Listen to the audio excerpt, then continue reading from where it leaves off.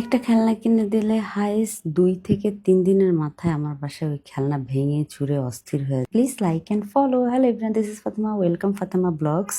আমি জানি না আপনাদের কার কার বাচ্চাদের এরকম হয়। আমার বাচ্চারা তো হাইস্ট খেলনা কিনলে 1 থেকে 2 দিন বা 3 দিনের মাথায়, 3 দিন তো খুবই রেয়ার যায়, ওই খেলনা ভেঙে ওটার কোনো কিছুই পাওয়া যায় না। সবগুলা পার্ট আলাদা আলাদা করা হয়, আবার ওই পার্ট গুলাকেও বাইরে বাইরে দেওয়ালে ভাঙা হবে। এটা শুধু যে সায়ান করে এরকম না, এটা যারাও করে, জায়ানও করতো ছোটবেলায়। তো সবকিছু দেখে আমার মাঝে মধ্যে মনে হয় যে আমি হলো ওদেরকে যদি লোহার খেলনা বানিয়ে দিতে পারতাম তাহলে মনে হয় আমার হলো কিছু সেভিংস হইতো। তবে হ্যাঁ, রিসেন্টলি আমি তাদের জন্য কিছু বই কিনে নিয়েছি, যে বইগুলো আমি হলো ফল ফুল প্লাস হলো মাছ এগুলো সম্পর্কে আমি তাদেরকে শিখাচ্ছি। আমি আরো কিছু বই কিনবো তাদের জন্য।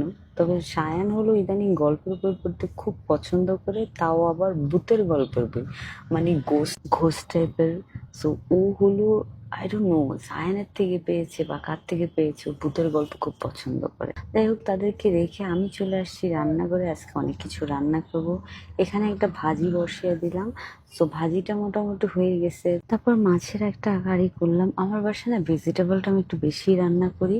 তবে আমার হাজবেন্ড আমি বেশি খাওয়া হয়, আর সায়ান যারা, যেহেতু সায়ানকে ব্লেন্ড করে খাবার খাওয়ানো হয়, তো সেই জন্য সায়ানের বেশি খাওয়া হয়। আর যারাও খায় মোটামুটি, তবে যারা বেশি পছন্দ চিংড়ি মাছ, ইলিশ মাছ, মুরগি, গরু মাংস যারা পছন্দ, কিন্তু অত পছন্দ না। তো এই যে যারাকে সবজি দিচ্ছি সে খাবে আমার সাথে। আমার না ইদানিং বুঝছেন, আমার পার্টনার খাওয়ার যারা হয়ে গেছে, কারণ যারা ছাড়া এখন আর খেতেও ভালো লাগে না একা একা। যারা যেদিন খাবার খেয়ে ফেলে একা, ওদিন না আমার একদমই খেতে ইচ্ছে করে না। আমি ওদিন সবচেয়ে কম খাবার খাই। তবে যারার সাথে বসে গল্প করে খাবার খাইতে খাইতে ওরে দেখা যায় একটু আমি খাওয়াই দেই, বা ও একটু খায়, বা আমি একটু কাটা বেছে দিলাম, তারপর ও খাইলো। ও কাটা বেছে খেতে পারে কিন্তু প্রপার ওয়েতে এখনো পারে না। তো সেই জন্য আমি ট্রাই করে সবসময় কাটা বেছে দিই। যেমন এই যে চিংড়ি মাছ যারা খুবই পছন্দ, তো চিংড়ি মাছ উপরে ছিলকাটা ফেলে দিতে হয়, তারপরে সে আরাম করে খেতে পারে। তো তার সাথে আমি এই কাজগুলা করি, যে তাকে উপরে ছিলকাটা ছিলে দেই। সো সে খুব মজা করে খায়। যে দেখেন খাওয়ার সময় সে খুব